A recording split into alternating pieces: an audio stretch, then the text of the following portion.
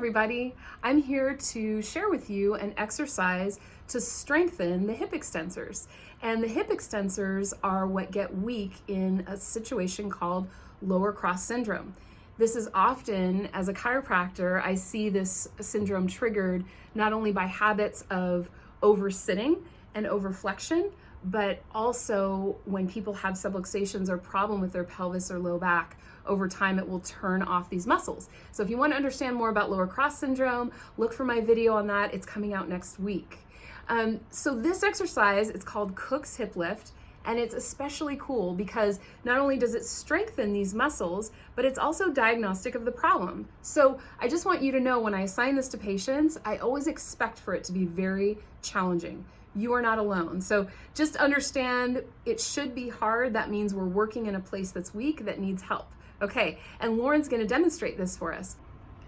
Okay, so we're gonna start out, and Lauren is going to lie down on the table. And I should say, there's one small piece of equipment that you're gonna wanna have. We're just using a myofascial ball. You could use a tennis ball or anything like that. This is to help you to make sure you're doing it correctly. So Lauren's gonna trap that right in the crook of her hip on the leg that's not working. So she'll go ahead and bend that knee and trap the ball right there.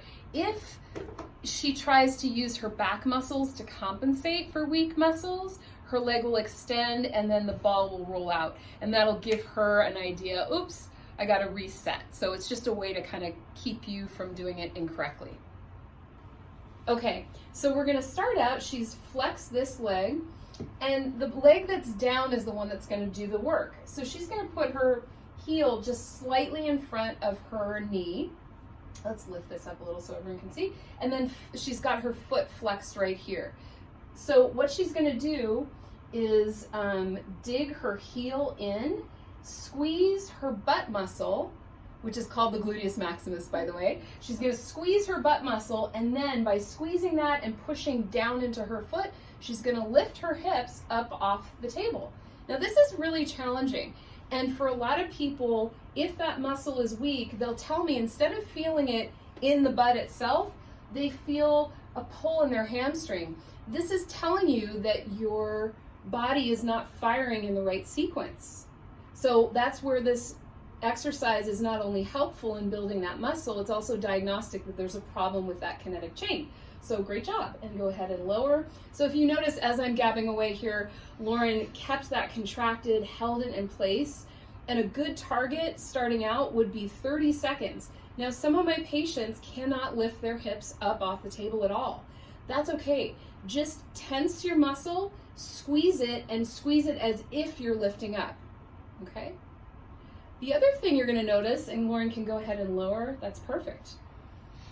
The other thing you'll notice is that Lauren had her arms flat beside her on the table like this.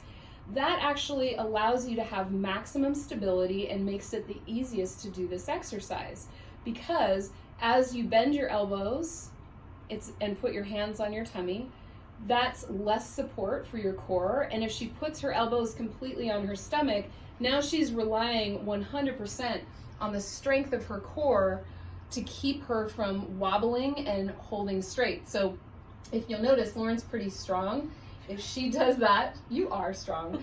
Go ahead and lift but dig your heel in. There you go. And then lift up.